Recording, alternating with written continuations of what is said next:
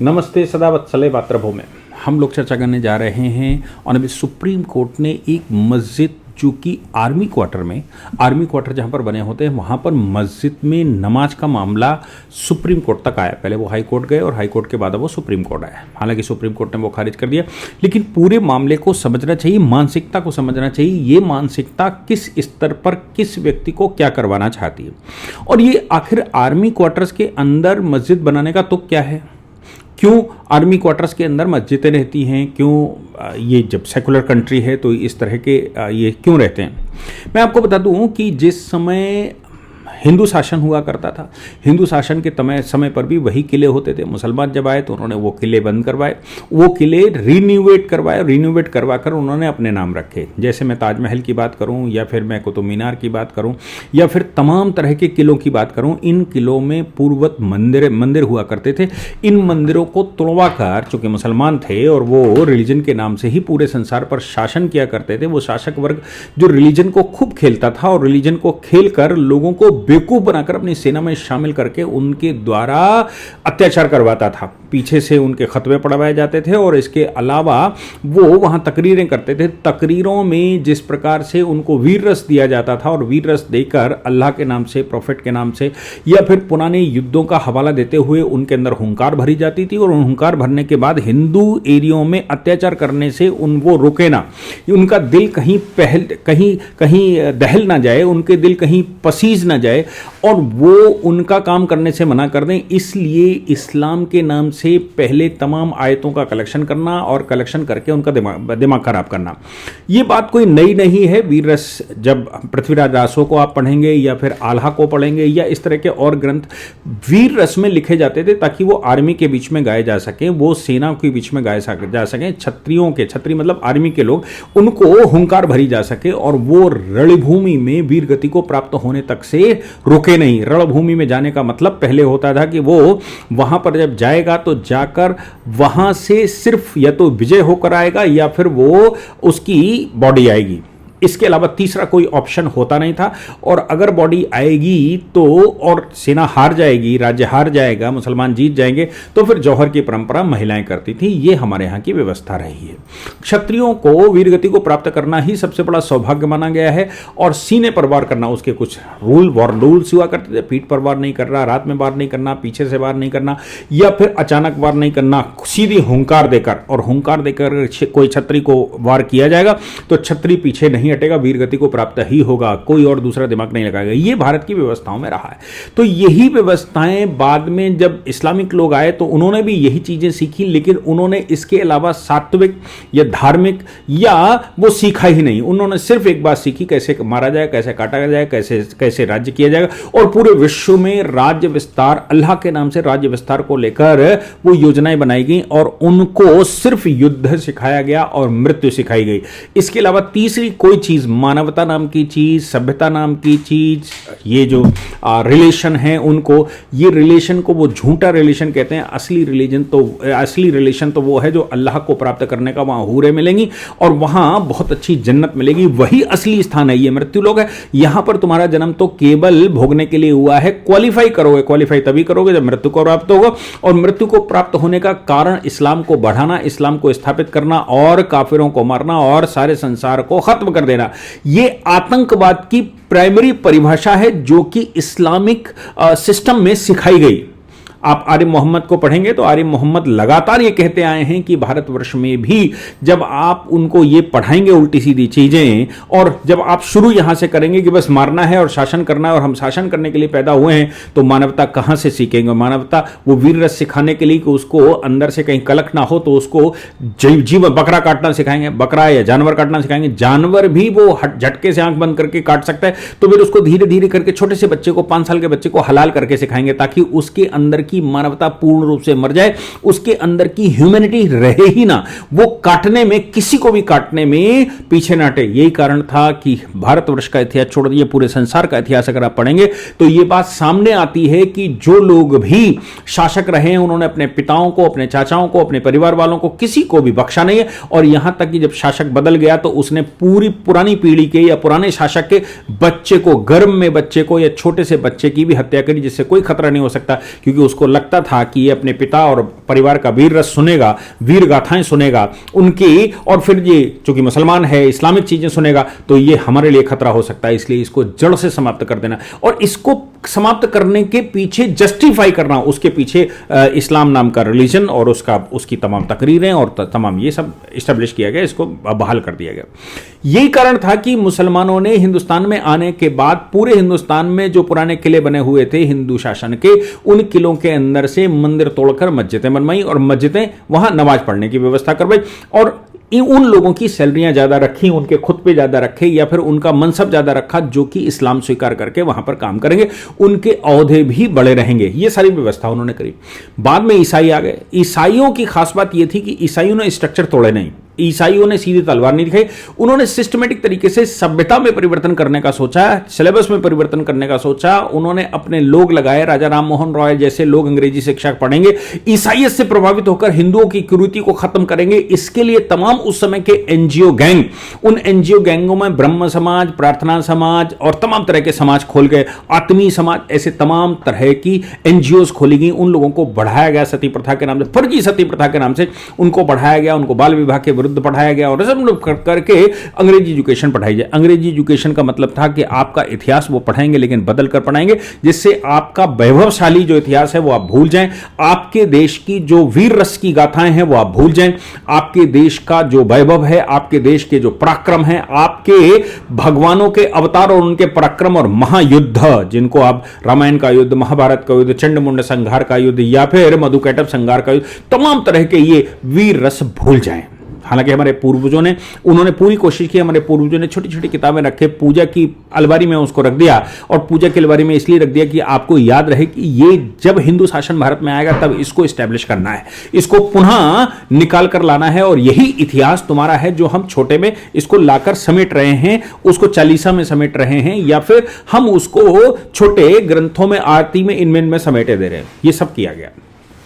अब ये सब किया गया, ठीक है, लेकिन अभी इन सब के बाद जब मुसलमान, मतलब ईसाई जब बैठ गया, तो ईसाई की खास बात यह थी कि उसने वहां ना मंदिर तोड़वाए ना मस्जिद तोड़वाई। उसने कहा कि तुम जिस रिलीजन को मानते हो उस रिलीजन को मानो, तुम जो करते हो वो करो, हम तुम्हारा इतिहास धीरे से बदलेंगे। हालांकि वो मुसलमानों का इतिहास बदलने में सफल नहीं हुए, लेकिन हिंदुओं का इतिहास, भारत का इतिहास, भारत के पूर्वजों का इतिहास, इन इतिहासों में उन्होंने वैसा का वैसा ही रखा, केवल उसमें कुछ छेपक जोड़कर, कुछ परिवर्तन करके, कुछ लाइनें परिवर्तन करके अर्थ के अनर्थ लगवा दिए। ये वैसे ही है जैसे अगर किसी ने 3 इडियट देखी हो तो चतुर जब वो चिट्ठी पढ़ता है, जब वो पढ़ रहा है, तो हीरो ने कुछ लाइनें, उसमें कुछ शब्द बदल दिए, जिन शब्दों की वजह से पूरी स्पीच बदल गई और उसके अर्थ और अनर्थ बदल गए। वैसे ही अंग्रेजों ने कुछ शब्द बदलकर, कुछ चीजें बदलकर हिंदुस्तान के अंदर आपके इतिहास को ग्लानिपूर्वक इतिहास बताना शुरू कर दिया।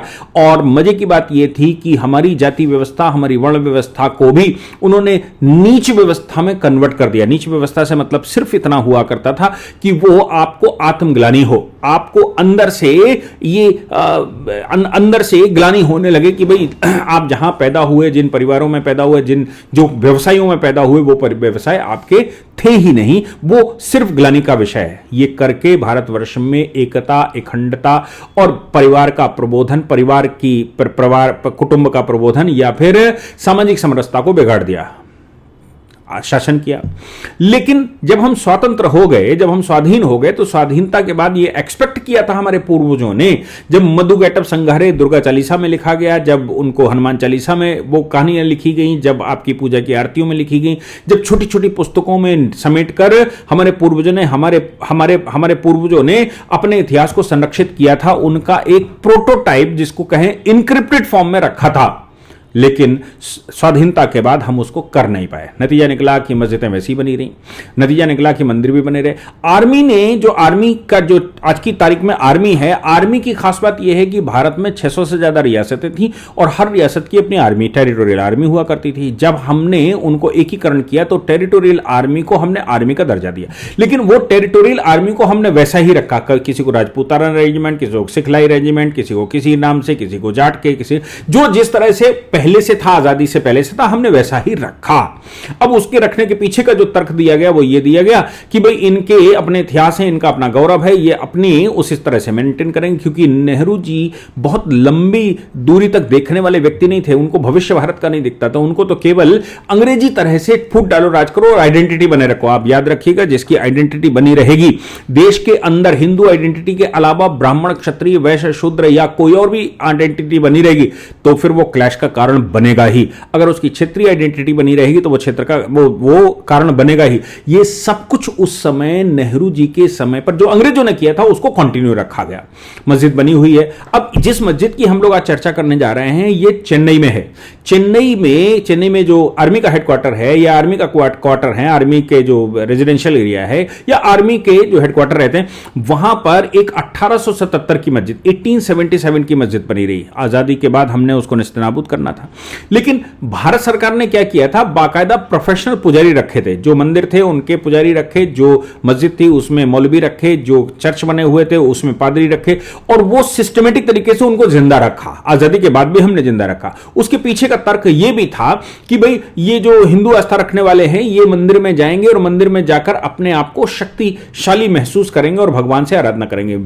मुसलमान इस्लाम को मानने वाले वो आर्मी के लिए लड़ेंगे, देश के लिए लड़ेंगे, लेकिन वो अल्लाह की इबादत वहां पर करेंगे। ईसाई वहां जाकर परमेश्वर की इबादत करेंगे, लेकिन वो देश के लिए लड़ेंगे। ये भूल भारत में उस समय की गई। मैं समझता हूं कि हिंदू समाज तो ये बात ठीक है, लेकिन मुसलमान तो इस्लाम को ही मानता, वो आपकी आर्मी, आपके सिस्टम, आपके संविधान और आपके इस बाउंड्री को ही नहीं मानता। वो तो सिर्फ एक बात मानकर चलता है कि उसको पूरे हिंदुस्तान छोड़ दिए, पूरे संसार पर दारुल इस्लाम स्थापित करना है, और इसीलिए वो अल्लाह की, इसीलिए वो जन्नत जाएगा। जन्नत का रास्ता यहां से खुलता है, भले ही भरण पोषण के लिए उसको कुछ स्ट्रगल करना पड़े, कुछ दबाव में रहना पड़े, लेकिन वो ये सब कुछ करेगा ताकि वो वहां शासन कर सके, ताकि वो वहां पर जाकर परमात्मा के पास या अल्लाह के पास जाकर वहां कुछ हूरे शूरे, लंबी चौड़ी गोरी चट्टी ऐसी कुछ मिल जाए, कुछ वहां गिलवा विलवाल में मिल जाए, ये सब करेगा, उसको इसकी चिंता नहीं।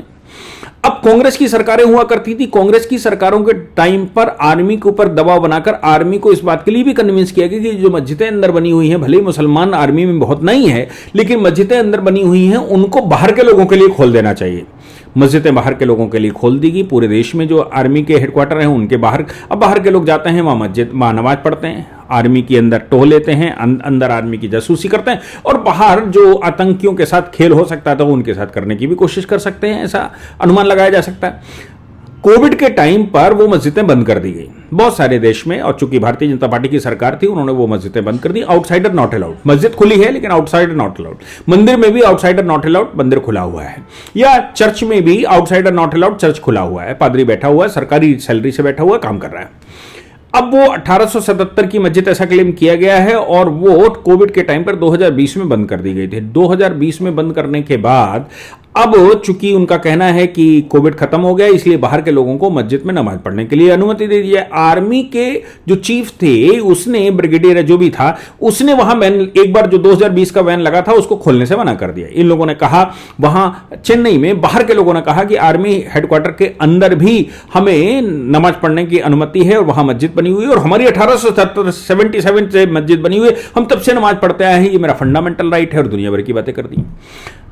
आर्मी ने जब खोलने से मना कर दिया तो हाई कोर्ट गए। हाई कोर्ट ने कहा भाई आर्मी का अपना रूल्स है, वो उनकी आर्मी संपदा अधिनियम लागू होता है, आर्मी संपदा अधिनियम में बाहर का कुछ सिस्टम लगता नहीं है, फंडामेंटल राइट उनके पास होते नहीं है, इसलिए वहां पर आर्मी ही तय करती है कि उनके जो एरिया है वो कौन सी सड़कें खोलेंगी, कौन सा रास्ता खोलेगा, कौन सा बंद रहेगा, कौन आएगा कौन नहीं आएगा, ये सब वो तय करते हैं। इसमें सरकारों का या कोई और दूसरा कोई नियम धारम नहीं है। सुप्रीम कोर्ट चले आए। सुप्रीम कोर्ट में उन्होंने कहा कि साहब मेरा फंडामेंटल राइट है आर्टिकल 25, और मेरे फंडामेंटल राइट के बाद 1870 से लेकर 2020 तक जो चीज चली आ रही है, 150 वर्ष चलती रही, आप उसको आर्मी ने उसके समय बंद कर दिया था, कोविड के समय पर समझ में आता, लेकिन आज की तारीख में उसको बंद कर दिया, ये हमारी समझ में नहीं आता, ये हमारे फंडामेंटल राइटों का, राइट टू रिलीजन का उल्लंघन है। और अभी सुप्रीम कोर्ट के 2 जजेस की बेंच ने उनकी सुनवाई करी। सुनवाई करते हुए उन्होंने कहा कि आर्मी की अपनी सिक्योरिटी का सिस्टम रहता है, आर्मी का अपना सिस्टम रहता है, आर्मी अपने आप को सिक्योर करने के लिए किसी भी हद तक जा सकती है, तो इन्होंने आर्गुमेंट किया कि 1877 से लेकर जब आजादी मिली, आजादी के बाद कांग्रेस की सरकार थी, कांग्रेस की सरकार के समय पर भी कभी सिक्योरिटी का थ्रेट नहीं आया। आज भारतीय जनता पार्टी की सरकारें आने के बाद ही ऐसा क्यों आता है? और सुप्रीम कोर्ट ने साफ कहा इसमें कोई मतलब नहीं है, आप जो बातें कर रहे हैं ये केवल करने वाली हैं। लेकिन हकीकत यह है कि वहां आर्मी तय करती है कि उनके यहां बाहर के लोग कौन। मस्जिद बनी हुई है, मस्जिद बने रहने पर आर्मी के अंदर नौकरी करने वाले लोग जो मुसलमान वहां नौकरी करते हैं, उनके इबादत घर हैं, उनमें सरकारी आदमी खड़ा होता है, उनके लिए ये इबादत खाने हैं। चाहे मंदिर की बात करें, चाहे मस्जिद की बात करें, चाहे चर्च की बात करें, या किसी और प्रकार के वहां मंदिर या कोई और व्यवस्था है, वो केवल आर्मी के अंदर जो लोग काम करते हैं उनके लिए है, ना कि आम पब्लिक के लिए। आम पब्लिक के लिए अगर उन्होंने मना किया है